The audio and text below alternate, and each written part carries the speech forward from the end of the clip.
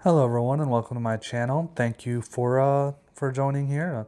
Again, we just hit 100 subs, so I'm very excited. This is the first video of the new year, so this is pretty exciting. It's a sticky holsters impression. I have used this holster a little bit. Now, with this holster, it's going to be a very long time. I'm not going to do a traditional 6-month review or so, just eventually, like, I think after a year or so, I'm just going to update you guys on it because this is a very specific holster for a very specific niche that I very rarely have. So basically what this holster is for is, as you guys saw in the update video, is for the 642. So again, still very dirty because I haven't cleaned it since I've shot that video, which only was about a week ago, so forgive me. But basically it just slides right in like so, and it just sits like here, no problem. So the thing is with sticky holsters is that what makes them sticky, quote unquote, is as you can see, if I can get it focused in here, the lighting's not that great, but I'm picking up dirt from the bench. So the reason why that's happening is because the outside is kind of a synthetic rubber. I'm pretty sure rubber in and of itself is synthetic, but you get what I'm saying. It's a very like friction, it's a friction feeling. So like if I put this on the table and I go to slide it,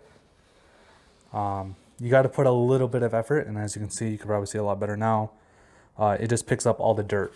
So it has a very and it's a friction-based holster. So essentially, what you're supposed to do, you're supposed to stick this in your pocket, and then when you go to grab your gun and pull it out, it's supposed to stay with it.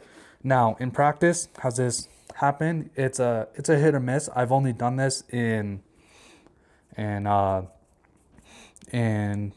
gym shorts. So gym shorts are kind of silky, so maybe that's not all that great. But I did do it in a pair of 511 Apex tactical pants, and yes, it does stay in the pocket just fine. Now, with that being said, there is another holster that I did mention in that channel update video, which is the Kydex holster. That one had slightly different results, so again, I bought that holster for a completely different purpose, but for the same purpose on why I bought the handgun, which we'll explain in another video. So what do I think about sticky holsters? It's an okay holster. It's not my liking. As you guys know, I love Kydex, and I love Kydex because I love hearing the click. I love Kydex because it makes me feel confident, and I like Kydex because I know it's durable. Now with this, I don't know if this is going to be durable. I would assume it's going to last me a long time because I'm not going to use it all that often. So basically, I just wanted a pocket gun for times I couldn't go in the waistband, or in times I needed to tuck in my shirt in order to conceal my firearm because I'm wearing a suit or whatever. And I'm just like, you know what, this is dumb. Like realistically, it's going to be fairly difficult for me to clear my garment because I'm going to have to pull my garment not only up and out of my gun and out of the way of my gun, but also pull it out of my pants. So, which has pressure pushed up against it because my belt is holding my gun is pushed up against my waist, and you get where I'm going with this. So I needed to find an alternative. So my alternative was to get a sticky holster for the pocket, or in a case in a suit would be my jacket pocket, and I would do kind of a cross draw, almost like a shoulder holster-esque draw. Now in practice that didn't work out too well. Again, that's why I bought the Kydex holster. and the Kydex holster kind of resolves this issue a little bit better, but it seems like for my suit jacket phenomenon, or when I need to tuck in a shirt, it looks like that there really isn't a good option for a tucked in shirt for a concealed weapon outside of the pocket. So now I'm going that route, and that's why I have this sticky holster. So now I'm already getting off track, but anyway, I do like this holster. I will do a further review on it later, but it really just depends.